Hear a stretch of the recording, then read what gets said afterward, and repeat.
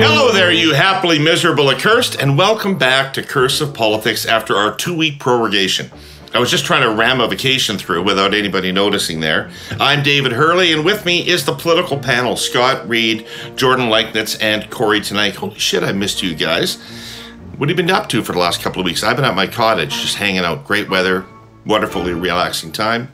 Got into Blues Fest for a night, saw The War on Drugs, highly recommend that band. Saw Mumford & Sons, realized that they only have 2 songs. Fast song, slow song. But they're each 37 minutes long, right? With like 111 instruments? They each end with a lot of guitar strumming and anthemic choruses. Well, I was at Blues Fest as well. I went and saw Mr. Worldwide, Pitbull, and Ludacris. And my apologies to anyone who could see me in the crowd. Seeing a white man such as I try to dance is not something I would recommend to anybody ever. But I did have fun. It was good. Yeah, well, and I have small children, so I have not been at Blues Fest, but I've been hanging out at the city's greatest hotspot of the summer, which is, of course, the wading pools. So, oh no. Yep, it's good times. My friends and I just roll up like it's our backyard pool, take advantage of Doug Ford's liberal beers and parks legislation, and make it our own, you know? So what is the age of the kids in that pool? They're usually under 5. How much pee is in that pool? Yeah, it's like, well, I mean, I feel like more confidence than you would think, because basically at like an hourly interval, they trot out the teenagers in like full raincoats with like actual jugs of chlorine and they pour it in. And so to me, like, there's nothing that survives that. Like, it's Dump it on the children. They're just like, directly. they're like, just don't go in for 5 minutes. It's still cleaner than any pool in Vegas. I'll tell you that. I've also been drinking in the parks and wandering around shirtless on the splash pads. But after a while, the other parents came up to me and said, "You don't appear to have children with you, and we'd like you to leave." So you're taking off a lot of pictures, Scott. I don't know why. All right, today on the pod, we're going to talk about Bill C-18. Somebody will explain to me why. Access to Canadian news and the government deciding to go toe-to-toe with Zuckerberg at all. Is this a smart play for the Libs? The right play? We'll break it down a bit. We're about a month into the summer recess. What have the parties and leaders done with this time? And our cursed clipping is Andrew Coyne's piece in the Globe and Mail, how the Liberal NDP supply and confidence agreement has changed the game in federal politics. And after all that's done, the celestial spirit of Gordon Pinsent will announce our hey yous. Jordan, Kory, Scott, we're goddamn back. All right? So, let's start. Bill C-18. Pablo Rodriguez bill, as I understand it, to force the big social media companies to help pay for journalism. After its passage, both Google and Meta, which is Facebook, said they would remove Canadian news from their platforms rather than pay for it. Scott, did the government anticipate this move, and are they playing checkers or chess with these companies? I don't think they're playing checkers or chess. I think they're playing digital tin soldiers. And I mean, this is a high-profile issue. It's a visible issue. It's an issue that actually affects people because they go online to get stuff and then they don't find stuff. And people don't like it when things get taken away from them. But I'm not certain. I don't really know how much the government anticipated it would go to this. I don't know how much they thought maybe those guys are bluffing or how much they thought that they could work out a deal. I don't think they were cruising for a fight. Like, I don't think they were like, right on, this is in our political judgment, just the kind of scrap that we want to have. But I think it's inevitable. Like, if I can just sort of step aside from the politics, because I don't know how it plays out.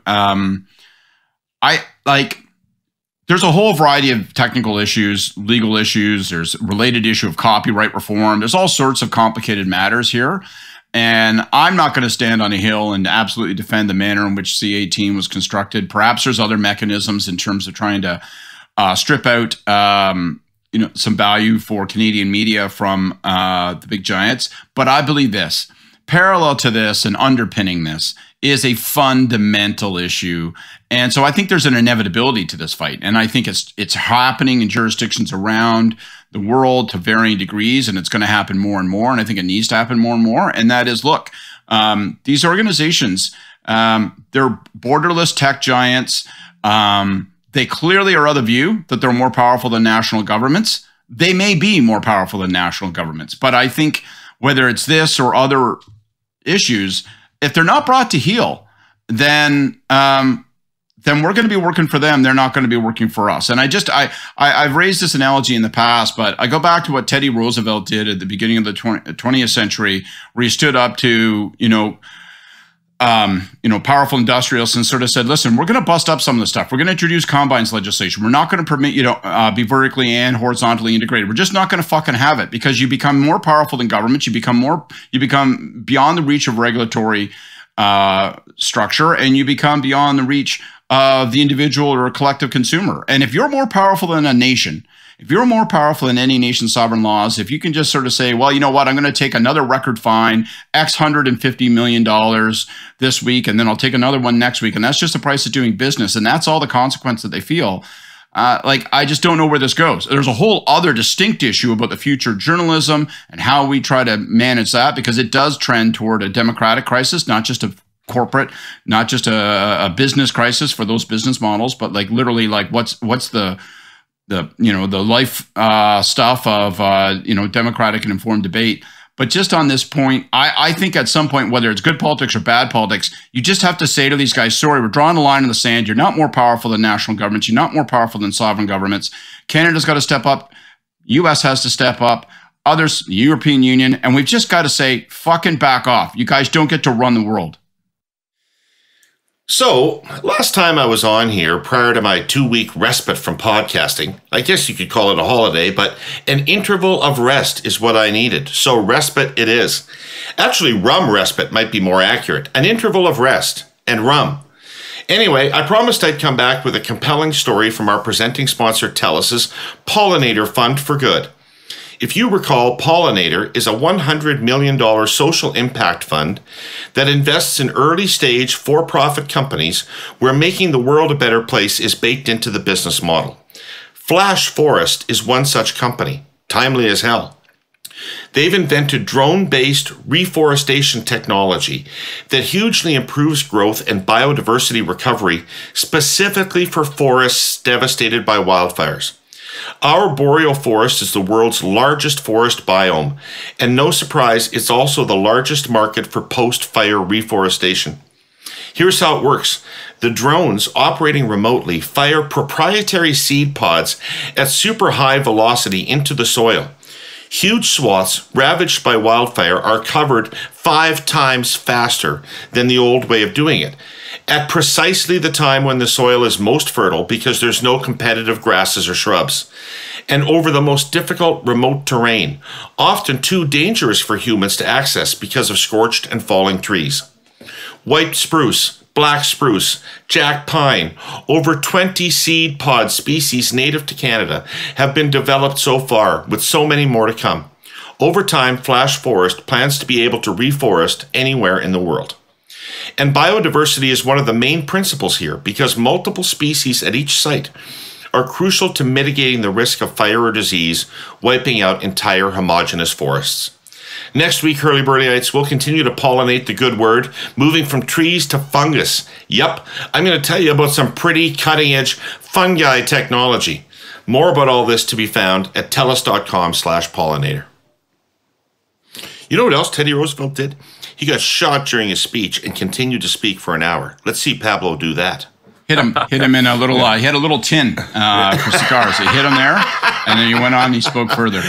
If you ask Art Milnes about that story, he will talk to you for exactly 7 hours. Hey, Kory, I looked at the polling, and it appears that despite Scott saying this is a very high-profile issue, that most Canadians are not following this issue. Right. And that most Canadians do not have a strong opinion about it. They can back the notion that Scott's talking about, that the tech companies are too powerful and probably should be paying journalism some money, but they don't really care about the methodology, and they're not terribly engaged in this fight one way or another. Why are we talking about it? Because the media are talking about it, and it's a media obsession, and media obsessions, people on panels such as this talk about a lot more than other things. I should declare a bit of a conflict on this one out of the gate. My firm represents Bell on this matter. And I think all of us spend some time on CTV and other platforms that are affected by it in one way or another. So, we're not completely disinterested parties, but That's even true. worse, I work for Bell, obviously. my wife works for Meta, so I think my conflicts are balancing out into a perfect neutrality there. But look, I think the different platforms, this affects them differently. And I think, if the question is how does it affect Canadians, probably not much. Maybe more on the Google platform than with things with Meta or other social media platforms, because, Instagram's the largest platform for Meta now. And I don't see anybody posting a lot of news stories there. It's not really, the forum where people do that. Threads, not advertising on it, so it probably doesn't affect it as much there, but that's, more like Twitter. But Google News is one of the primary places where people get news coverage. So that one, I think, might have a potential to affect the daily grazing for news content that many Canadians go through. But the issue about having people pay is for content that they're then reposting isn't new. And I actually don't think at the end of the day it's going to bend the curve in the way that some companies hope that it will, because I think the revenues are ultimately that would be paid in is not going to be anywhere close to what these companies have lost over the last 20 years as a result of the internet. And also as a result of their own decisions to increase traffic despite not having a viable way of monetizing it. So, look, the media landscape's changing, and it's going to continue to change. Is there a very valid point in terms of companies that use someone else's content having to pay a licensing fee? Yes, absolutely. This is why movies aren't free. This is why TV shows aren't free. This is why there's a fundamental argument there around intellectual property and the creator being able to source revenue when somebody uses something that they've made. But at the end of the day, we've got to reimagine how we do media and how we monetize media. And one of the ways that you're seeing that happening is what we're doing here right now. We're an example of new media. We're an example of the kind of competition that's coming in and how that landscape is changing. So, it's getting a lot of attention in media circles and in political circles. But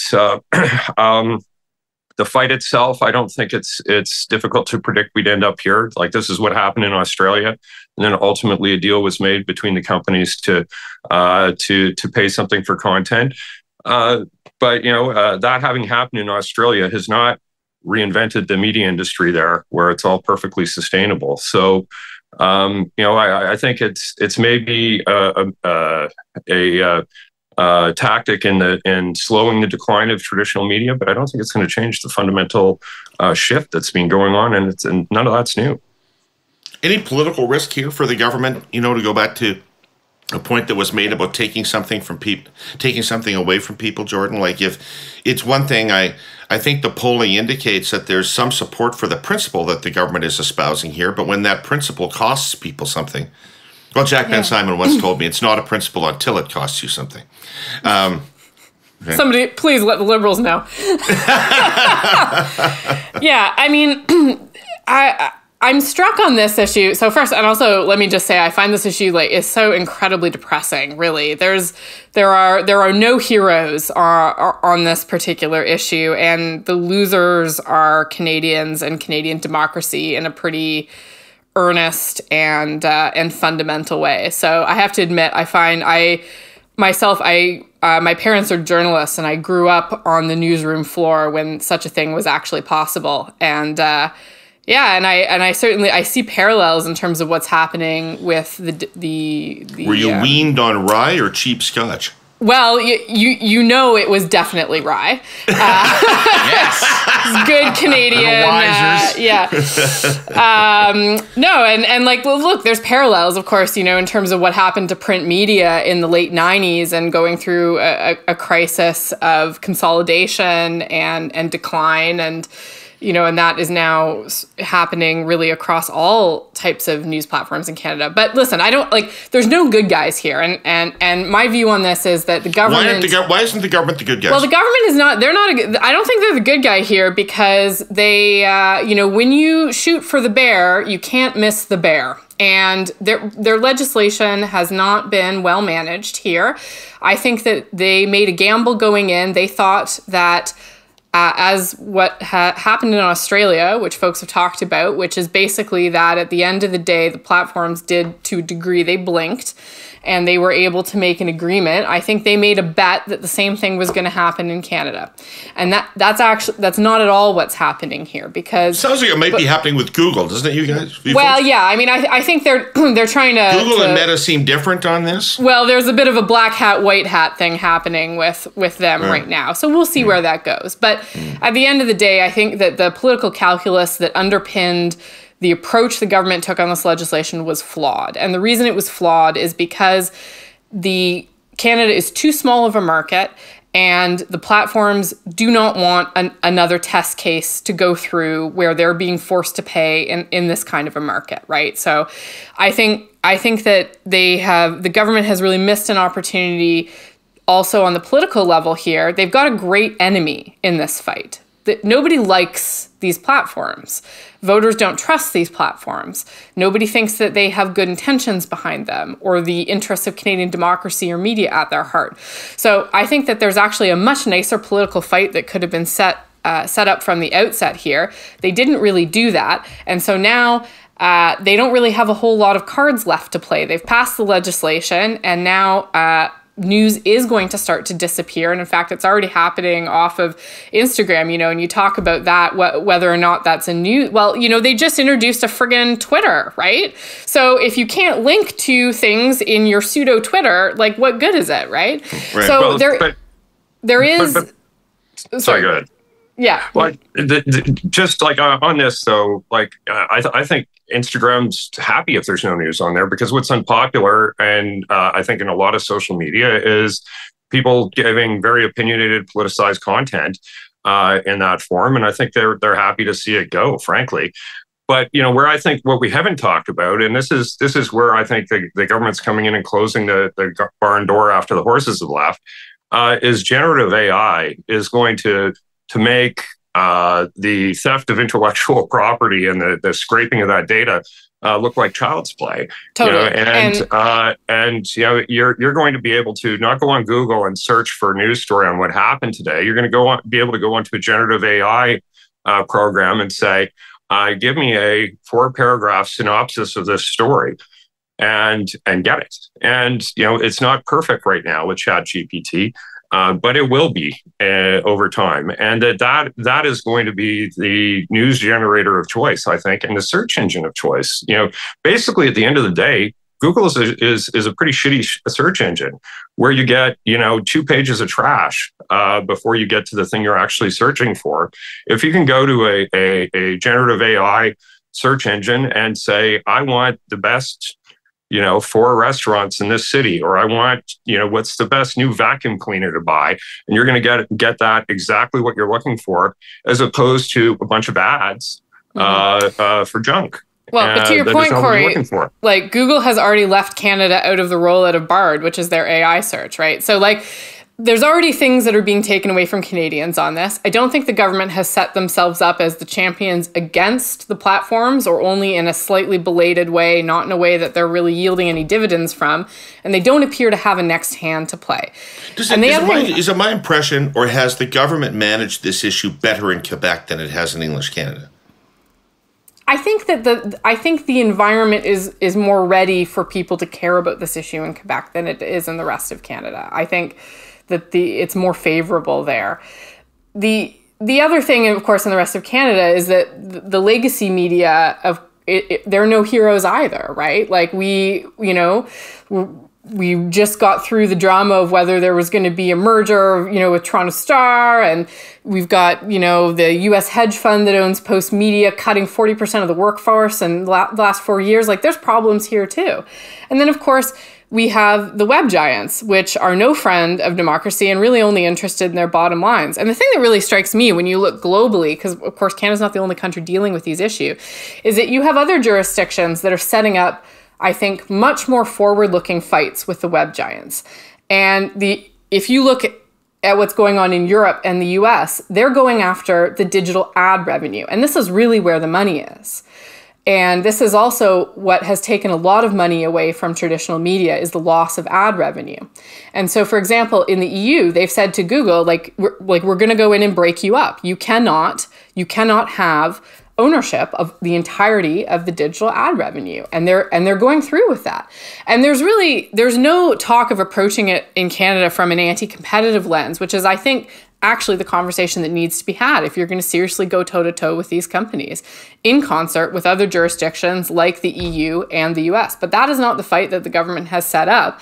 And at the end of the day, my worry is that even if they win on this legislation, it is not going to generate the kind of revenue for the Canadian news industry that would be required to save it from itself at this stage of the game. I just want to add, if we start breaking up people on an anti-competitive basis in Canada, what industry would be left standing? If Canada isn't about oligopolies and cartels, I was going to say, I think we should have that conversation, Kory.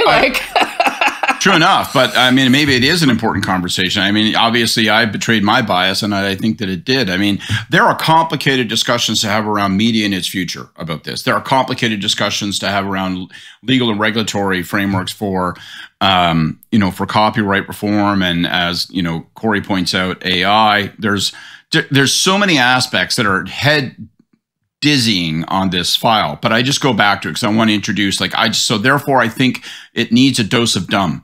And the dumb is this. The dumb is that things can get too big. I don't want to sound like Howard Beale, but when a corporation has the ability to flex, not just on a nation, but on whole groups of nations, on blocks like the EU, then you got a problem on your hands. And I think we have a problem on our hands. And much like Jordan is suggesting, I think we have to look at it from an anti-competitive standpoint. I think we have to ask ourselves some hard questions and make some hard choices. But narratively, for political purposes, if you're going to do that, you have to invest heavy. You got to be a Teddy Roosevelt. You have to be able to make the argument as to how this disadvantages the individual and the nation, what the collective public interest is, and how that trickles down to people on a household basis. And they've not made that investment. They've not made that investment narrative. They just kind of throw the thing about, well, we're not going to get fucked by the big guys. We're going to fuck them.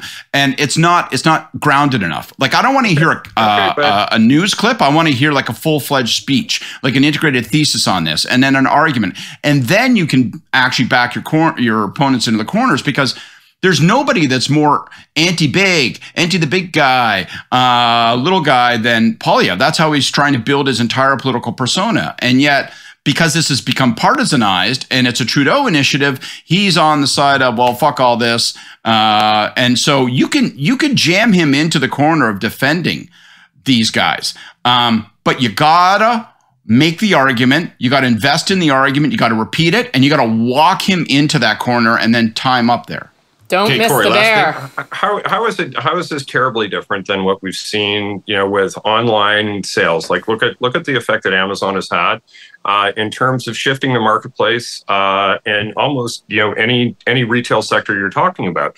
And you could have two arguments. You could decry the fact that this is hurting some small businesses, etc., or you could look at it from the fact that this is actually reducing prices and improving service for millions of Canadians who are buying things. So you're having, this isn't an all one direction. But Kory, in a way, it's argument. not different, right? Shit, because Amazon benefits from preferential treatment and has for many years.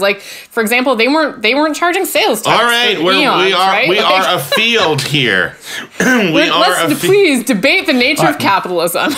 100 years ago, movie studios also owned movie theaters, and people came along and said, you can't own the content and the distribution. You can't. And they broke that up. It's not beyond the ken of mortals. It's not beyond the will. But they do again. Like Disney Plus, for instance, where that's my point. That's my point. And the distribution. Exactly. So, you're making my argument. So pick up a bat and let's charge.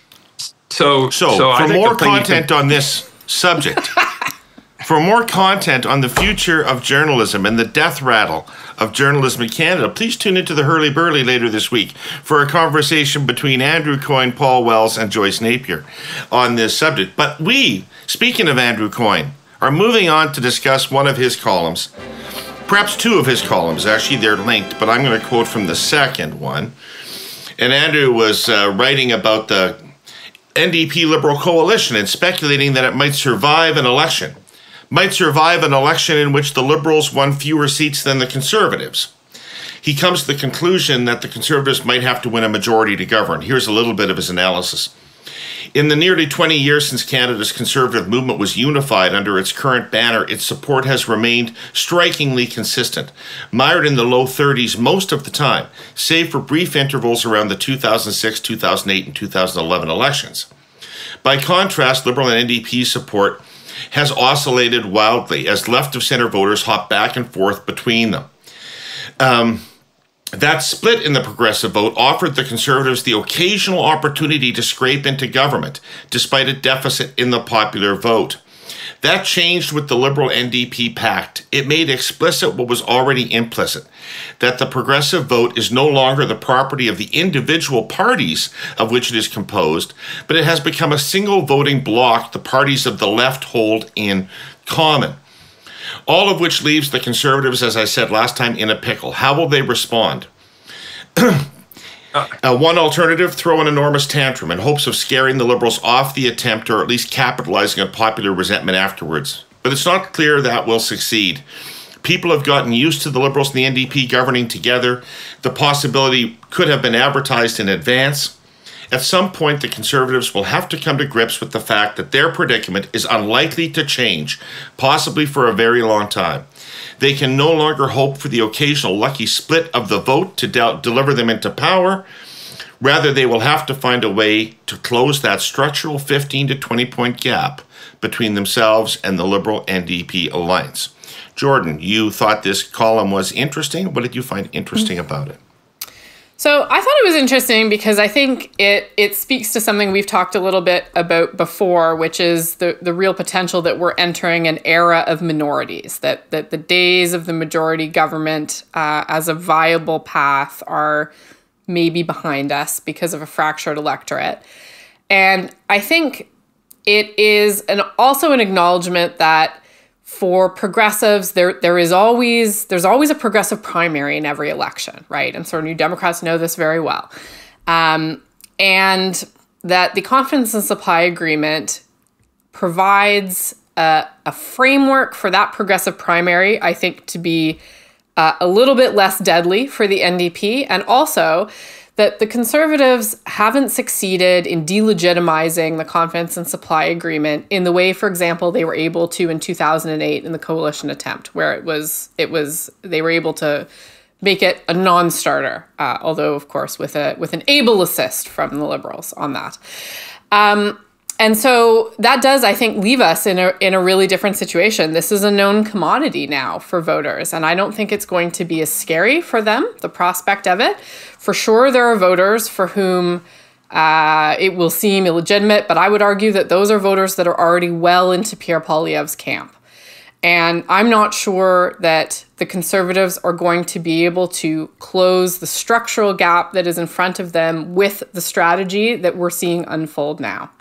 And so I think his piece is interesting because it lays out a path that's a little counterintuitive, and it goes a little bit beyond some of the hand-wringing that we've seen about whether the confidence and supply agreement is just a death knell for the NDP and so on. And I think it gets at some of the more interesting knock-on effects from this agreement being durable and actually largely seeming to function. So, Scott, I found, well, I think Jordan's right, and I found Coyne's piece to be entirely plausible. In fact, I have assumed that is almost the case. And I do think the Conservatives have to think about ways in which they're going to find a majority. But there's one wrinkle in it, and that is that I'm not perhaps as up-to-date as I should be, but my experience is that Canadians believe that the party that wins the most seats won the election and gets a chance to govern. And certainly, like if I look at an example like New Brunswick, Brian Gallant beat Higgs by almost 7% of the vote, but didn't win as many seats. And there was no legitimacy behind an effort to try to stay on in office in that circumstance. And back in 04, 06, Scott, the way I remember it, is that we felt compelled to take this off the table proactively, lest people think we were going to try to hang on to power even if we lost. So isn't that a pretty big dagger in the heart of the Coyne argument?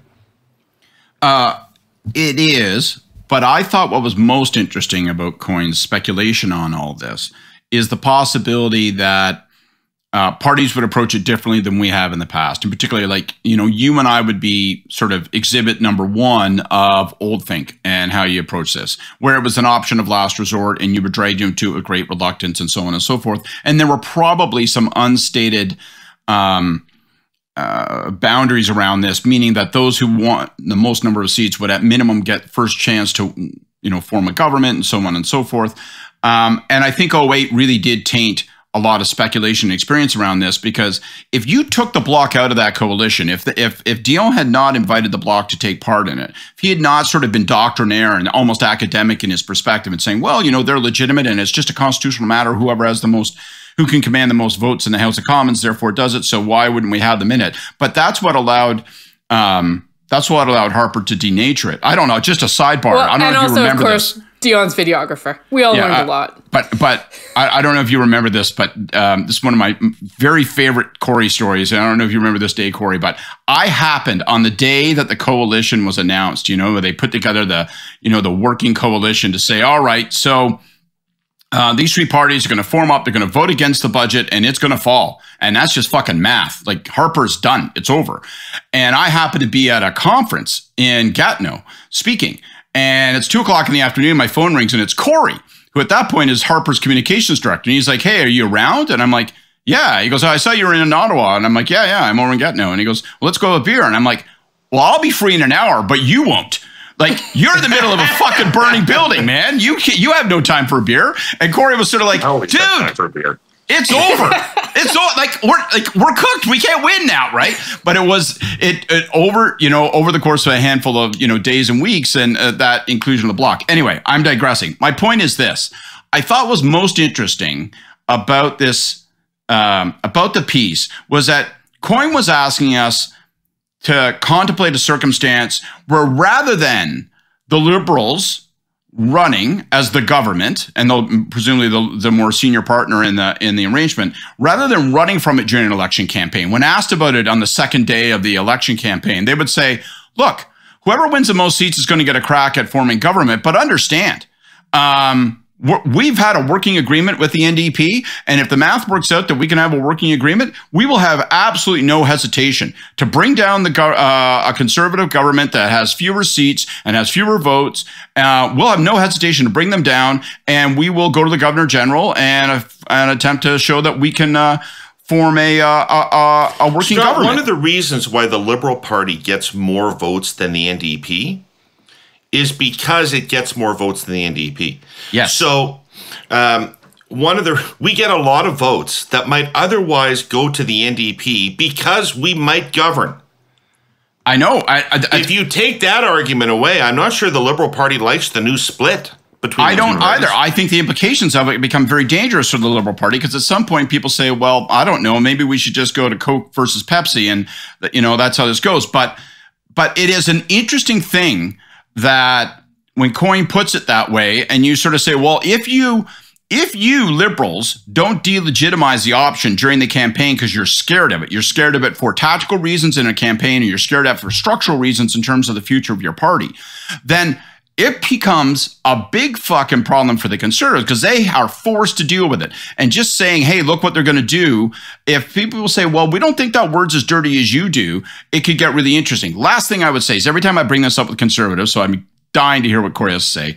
Every time I bring this up to Conservatives, you start talking about this, they get irate. They go like, fuck off. This is like, oh, if, right? If you had another dick and two more hands, Reid, you'd never leave the house, right? Like, this is just a waste of time for us to talk about this. Fucking bullshit. Whoever wins the most seats gets first crack at forming a government. All this goddamn shit, enough. And Conservatives become irate about it.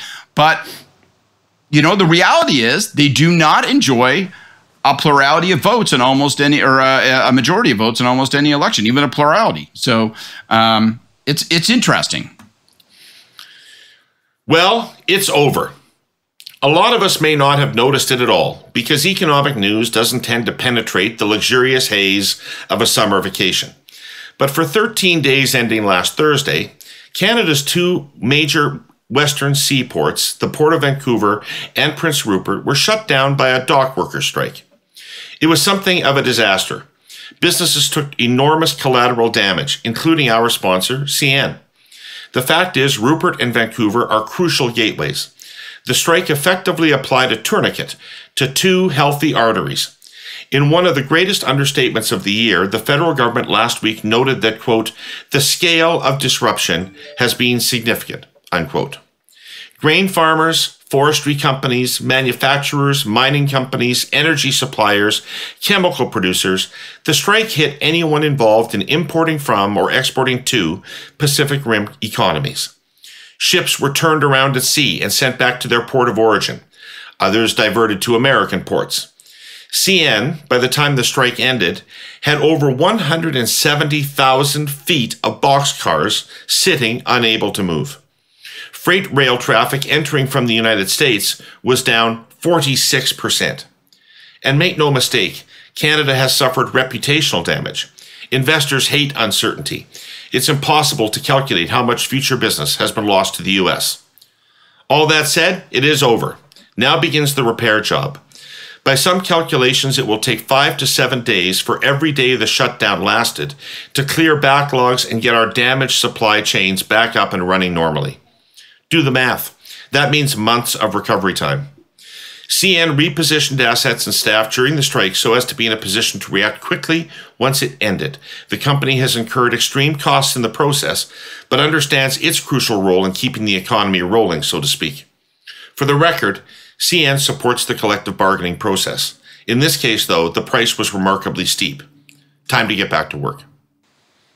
Kory, right. if the Liberals and the NDP ran the campaign that Coyne is suggesting, and that Scott's referring to, where they explicitly say, hey, we're better than the NDP, but at the end of the day, we're going to get together with them and form a coalition. So understand that's what's going to happen, and you're going to get a Liberal NDP government. It's just a question of how many seats the Liberals have and how many seats NDP have. How do the Conservatives run against that? I think it's easy. Well, I think there are many things that are easy, but like the first thing I'd say is the easiest way to lose any political campaign is to take the advice of Andrew Coyne. This guy has endorsed the losing candidate in so many elections I've lost count. This is part of his ongoing fetish where he jerks off to different proportional representation models and thinks that everyone else is into the same weird fetish that he is. No, like, look, even it's like he's got a rigged ballot all dolled up in sparkly red high heels or something. Well, it's Kory, a very strange universe you're describing. Yeah, I know, but like, I don't want his kink imposed on me. I think you're being unfair to him. So, look, there's lots of things that I think are wrong-headed about this. Like, what do we want to make the point that if you have a coalition government within a parliament, a minority parliament, is that legitimate? Of course it is. That's our constitutional model, and we've seen examples of this happening, including in the blessed land of Saskatchewan, where in 2000 was it or 1999? Sorry, I should know this. The Saskatchewan Party won the popular vote and the most seats, and a coalition of Liberals and NDP formed the government, and then went on to rule for a full term. So, like, look, that happens. We've seen examples in BC. We've seen examples other places. But this hockey stick graph bullshit about because something has happened a couple times recently that it's going to happen in infinity is ridiculous. And I'll use the Saskatchewan example there as well. We've gone from that, where it was very close races, where you saw that exact situation happen, to one where you have the Saskatchewan Party at 65% support for multiple elections in a row. So, his opening statement about how, the Conservatives are in the low 30s, except for all the elections they fucking won. Like, give me a fucking break. Like, it was an interesting caveat that they run in the low 30s except around election time. That's as dumb as Rachel Notley's team saying, "Oh, if we only had more votes, we would have won." Yeah, no shit, Sherlock. Like, so anyway. Kory, let me drill in on your expertise in particular here, because one of the assumptions that Coyne makes in the column is that the Conservatives would not be able to govern with a small minority against this coalition. So, I mean, I know he assumes that the Conservatives never get a chance to govern, that Trudeau comes back and meets the House and gets a vote of confidence and stays on. But it is not the case that you can't govern necessarily, because just to put my own inadequacies in some context, the Harper 2006 minority government was, I believe, the smallest minority government in Canadian history, with only a 20 seat gap between the government and the opposition, and yet governed authoritatively from 2006 to 2008, and then from 2008 to 2011. So with the minority, they were able to completely command the House and really have elections when they wanted to have them and no other time. Right. So what was the secret behind that? Well, it's a few things. There's a few things, and but why that situation was so stable is because the Bloc. Like what Coyne's talking about is a situation where you'll have a majority of support if it's the Liberals plus NDP, which is a very, very particular situation. As soon as you include the Bloc, as I don't think this has changed in terms of public opinion, you'll go to zero fucking legitimacy immediately if you're going to have a governing coalition that includes a party that wants to blow the country to smithereens. So, that is just a polling fact, and people can roll their eyes at it, Jordan, or they can accept that is actually kind of what public opinion does, and people run away from really, really bad public reactions if they're in elected office. So that was critical factor number one in terms of the stability of what happened in 2006. But number two was the Conservative Party was on a very good electoral footing every day between the election in which they won until the next election was. We were ready to contest an election at any moment. We had the money, we had the organization, we made sure we had candidates in place. We were ready to go, and nobody else was. And so, you can talk about how you want, you're ready to have an election campaign, but if you have no money, you're sitting on a mountain of debt, you're in the middle of throes of a leadership selection program. And let's be clear about this. If the Liberals lose the next election, there will be enormous pressure on Trudeau to step down. And the chances that you have a leadership race going on within the losing party is huge. And that pressure only increases over time. So there are so many hypotheticals in this. It's just, I file it under another fucking weirdo article from Smarty Pants Andrew Coyne, who knows more than all of us, except he's always wrong. So I want to come back to Scott and Jordan, and I'm sure that Andrew will have some response to all this on the Hurly Burly later this week. But I want to come back to Scott and Jordan and just say, such an arrangement, were it to occur, has profound implications for both of the parties involved, the Liberals and the NDP. When this confidence and supply agreement was announced, I went a little ballistic and declared it the beginning of the end of the Liberal Party, or the middle of the end of the Liberal Party as we know it. And I think this would be even further down that road. And I think the historic centrist positioning of the Liberal Party would be lost in such an arrangement. But it would also have implications for the NDP too, and kind of cement the fact that they are, a junior partner to the Liberal Party, or as John Duffy used to call it, the complaint department of the Liberal Party. What do you think? Yeah, I'm glad to hear Kory, because I certainly take his points, but I also hear generals fighting the last war there. I think things have shifted, and this confidence and supply agreement, I think, has had an impact in terms of how voters think about these arrangements. I'm not sure we fully see what that is yet, because you can't know until you test that in the crucible of an election. but I think it would be foolish to assume that there has been no shift there. In terms of the risks for the NDP, yes, there is a risk in becoming a perpetual junior partner in a coalition. I think that there is ample evidence in Canada and around the world that that is not an advantageous position to be in. But I also think that perhaps it's not as cut and dried as that.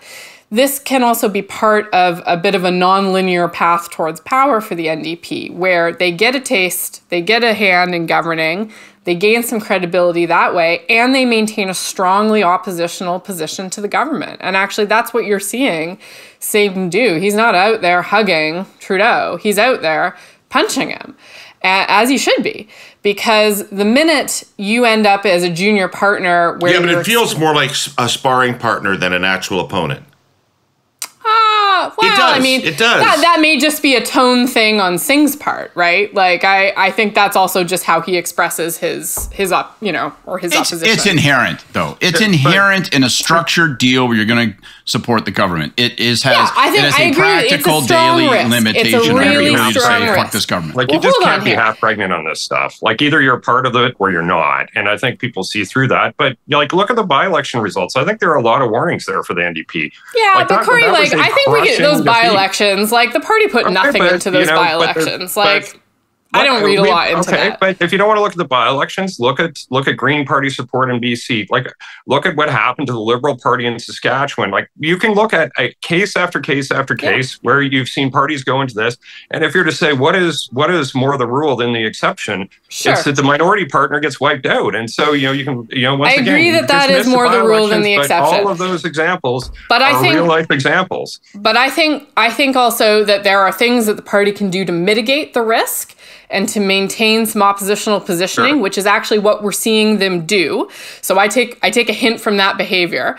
And I think what is more important is that for New Democrats, like, they are also playing with an end game in mind that is not, the end game is not to be a junior partner. The end game is to take government. And that does go by the way of marginalizing the Liberals. How is that different than a step on the path to that, this is not a bad one for them. Well, I don't see anything unique about your mindset, the federal NDP right now, as opposed to any of those other examples that I used.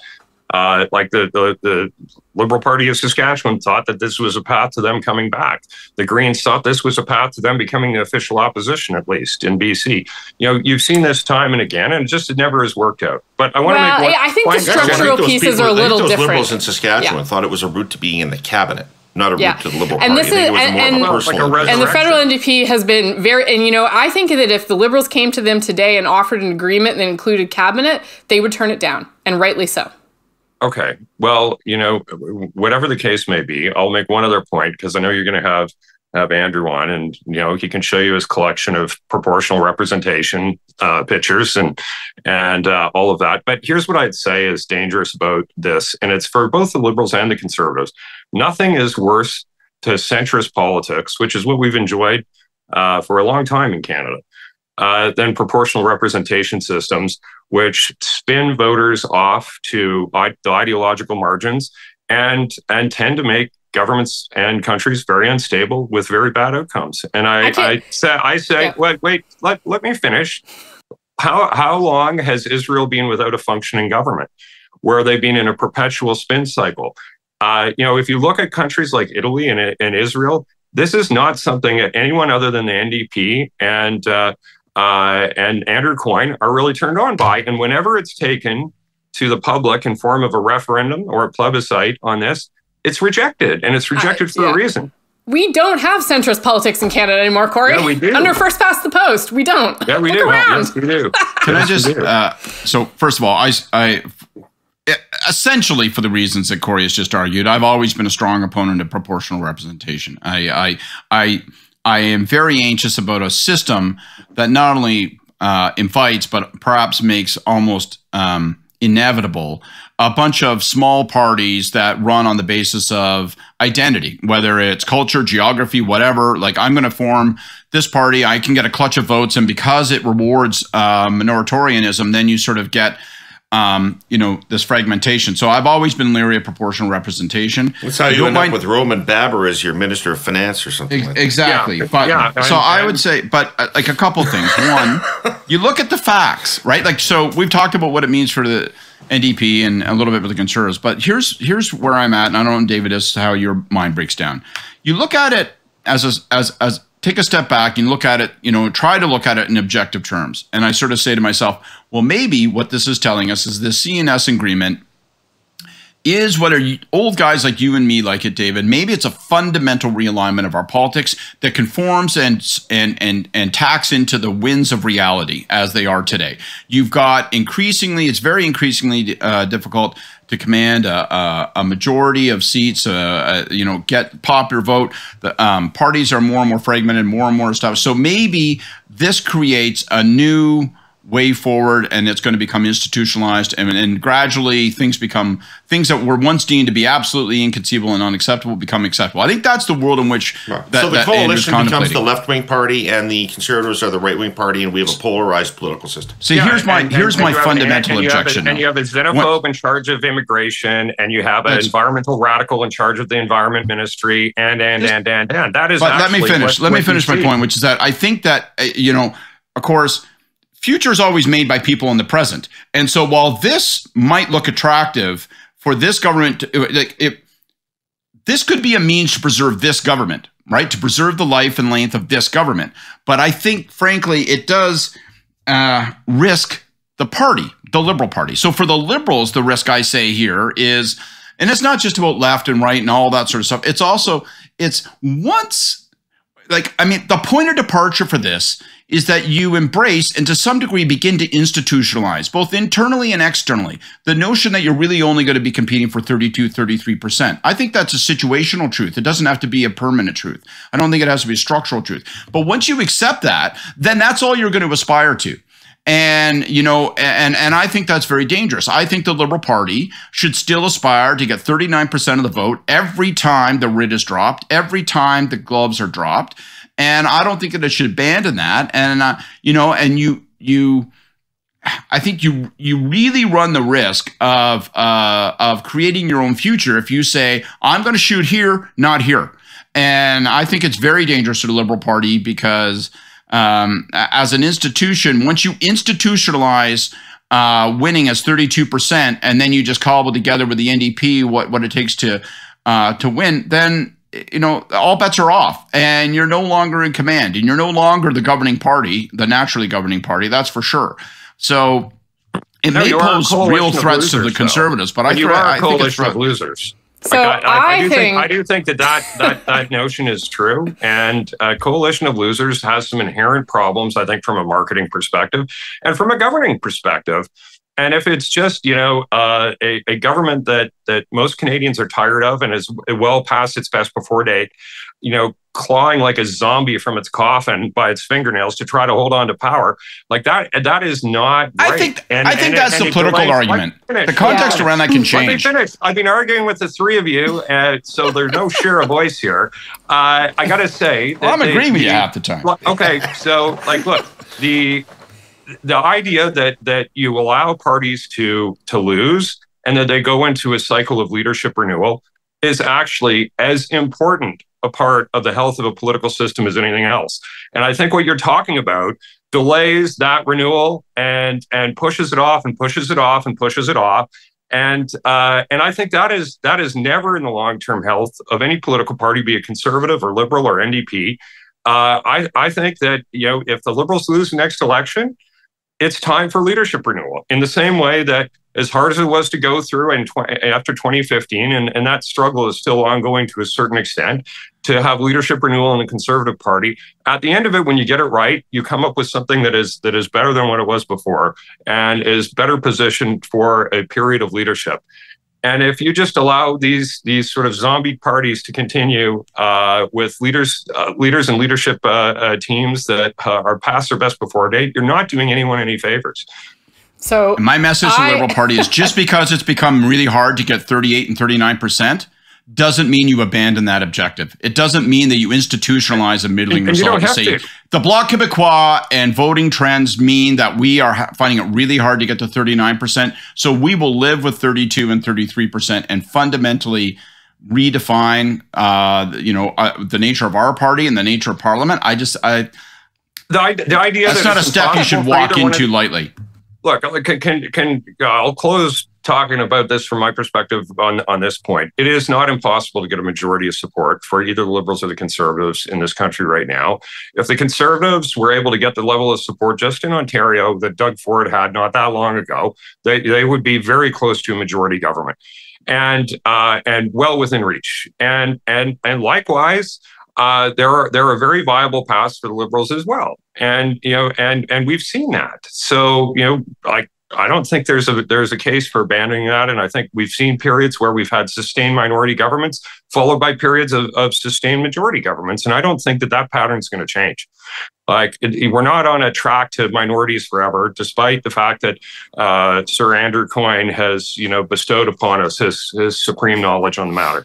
So I think it is fascinating how much this topic clearly sends Kory and Scott surfing down a bit of a slippery slope here. Look, no one is talking about bringing proportional representation in. That is not except the NDP. Nobody is realistically articles. Nobody is realistically talking about bringing proportional representation to Canada here. What is under discussion is whether the confidence and supply agreement represents a new form of government that opens up some new political possibilities. And I do think that is the truth. And the last thing I'm going to say is that there is a political risk, for sure, to the issue of becoming the coalition of the losers. But there is also, I think, on a part of Canadian voters, a desire for their government to just fucking get to work and work. And I think that is something that can easily be underestimated in this discussion. And it would be wise not to. Hey, David, you're talking to Andrew this week, did you say? Yeah, Andrew, Paul Wells, and Joyce Napier are on the show. Well, it'll be interesting here. I'm sure he's going to laugh hard about the two iguanodons bitching and moaning about let's not take those little mammals seriously. But I'm not prepared to give in to any fucking meteor just yet. All right, you know what? I think we've blown through our conversation about the leaders on the trail, so that will be for next week. We'll come back to that next week, and maybe we'll do that while we dive into that massive Polera poll that gave us lots of interesting regional and demographic data. So let's go right to let's go right to Gordon Pinsent after 2 weeks off for our Hey Yous. Ladies and gentlemen, please return to your seats. The Hey Yous are about to begin.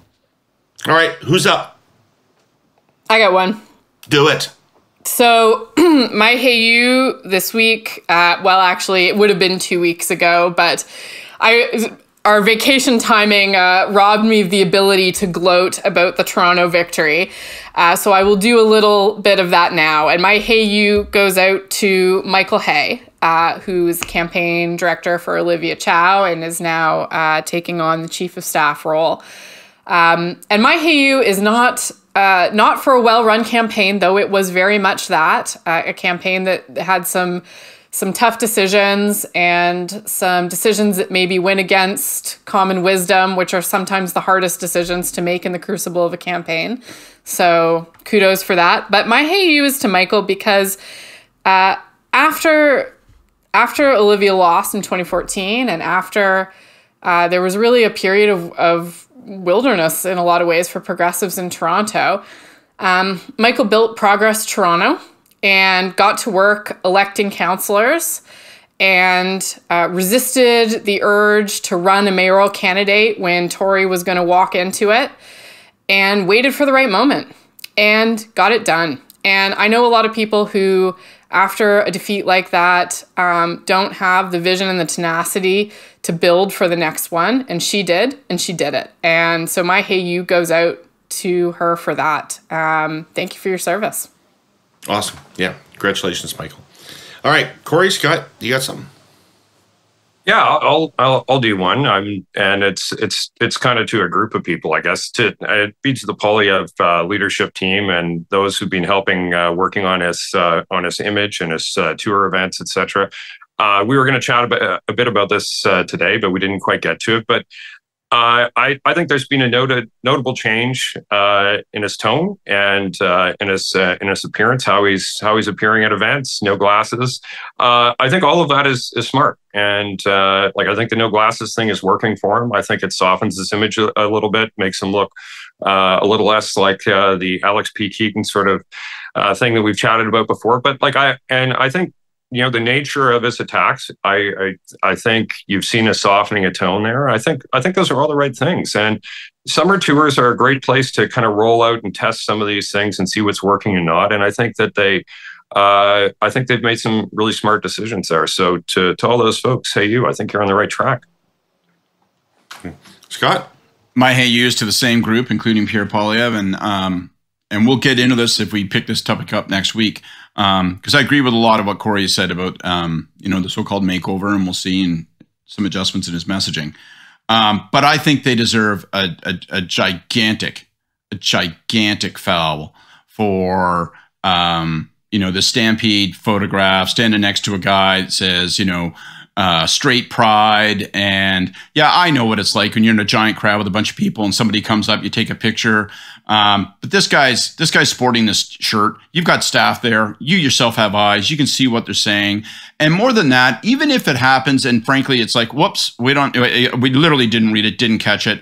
Well, then the right thing to do is to come out forcefully and say, don't want any truck or trade with that person, with any of that. But the challenge that we get now where, MPs are meeting with Christian Anderson, where, this has happened, marching with the convoy, it's this photograph and others, there's just this sort of consistent shrug of the shoulders where there will be a generic, a universalized statement of, well, we don't stand for any of those things, blah, blah, blah. And it's like, listen, if you are going to continue to appear to be tolerant of intolerance, do not howl and bitch and moan and complain and accuse the media of grandstanding against you when people call you out on this. You should be called out on it. You should be raising a louder howl about what's happened. If it was a simple mistake, then say it was a simple mistake and say, I don't want that fucking person's vote.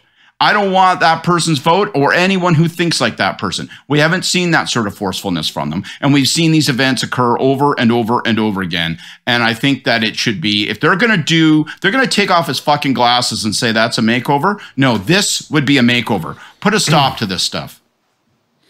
Yeah, that one I do want to pick up next week for sure as part of our summer discussion. Because can I just ask something, you guys, what you think about something around that? Because I do worry about this.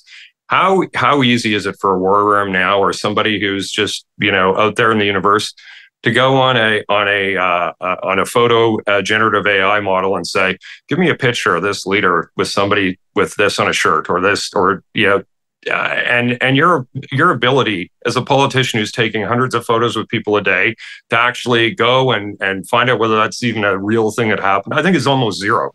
And if somebody hasn't done it yet, believe me, it's going to happen. And that's one of the things from a tactical point of view that I worry about, that we're going to it will be one of the dark innovations of this next campaign.